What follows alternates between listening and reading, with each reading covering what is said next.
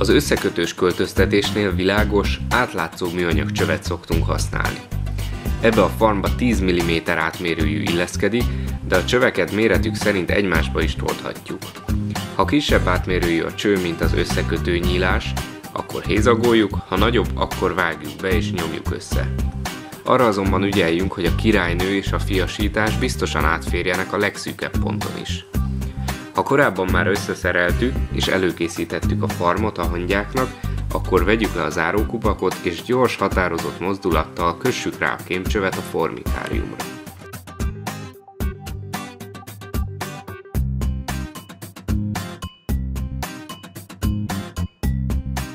A gyorsabb és hatékonyabb költöztetés érdekében sötétítsük el az új helyet egy szabadon választott, sötét színű ruhadarabbal.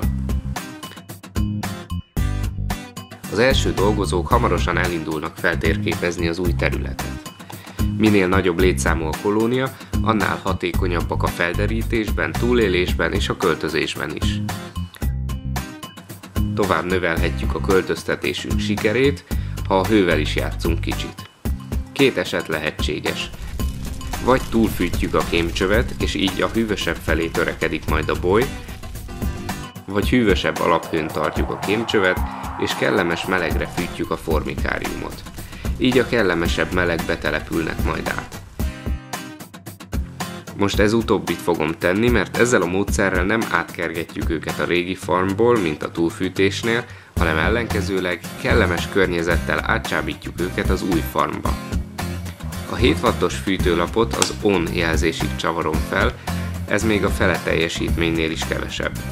Az a tapasztalatom, hogy az ilyen kisméretű farmokban ez a számukra ideális hőmérséklet, viszont ha nem szabályzós vagy nem ilyen teljesítményű fűtőlapunk van, esetleg eltér a helység alaphőmérséklete, vagy nem vagyunk biztosak a dolgunkban, akkor nyugodtan tegyünk egy hőmérőt a fűtőlapra, és mérjük ki az adott faj számára ideális hőfokot. Néhány óra elteltével megfigyelhető, hogy a hangyák elkezdik áthordani a fiasítást az összekötő cső sötét oldalára. Hamarosan annak is szemtanúi lehetünk, ahogy a dolgozók társaikat és a királynőt is noszogatják a költözésre. Csáprágóikba kapaszkodva izgatottan húzzák őket kifelé, így jelezve feléjük, hogy a mostaninál alkalmasabb élőhelyet találtak.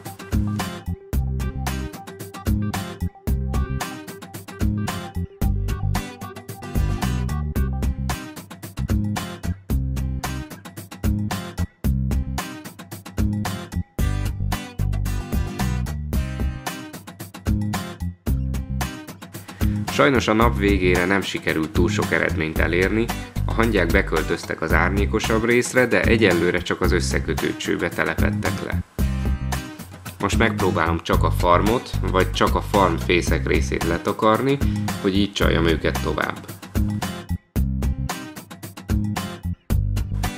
Másnapra a királynő visszament a kémcsőbe. Mivel éjszaka nem hagytam égve a lámpákat, és mindenhol sötét volt, így valószínűleg a pára miatt esett ismét a kémcsőre a választása. Türelemjáték ez, tovább kell próbálkozzunk. Csak még egy nappal később jött meg a várva várt eredmény, amikor a boly végül váratlanul beköltözött a farm fészek részébe, a párásító szivacs mellé.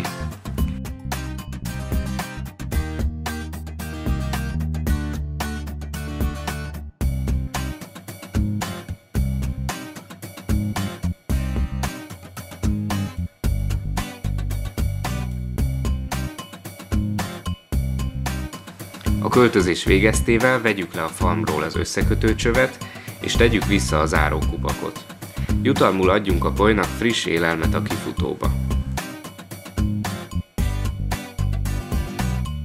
Láthattuk, hogy az összekötős költöztetési módszer nem a leggyorsabb megoldás, sokszor napokat is igénybe vehet, viszont a beborítós módszerrel ellentétben itt a hangyák maguktól költöznek, és maguk hordják át a teljes fiasításukat.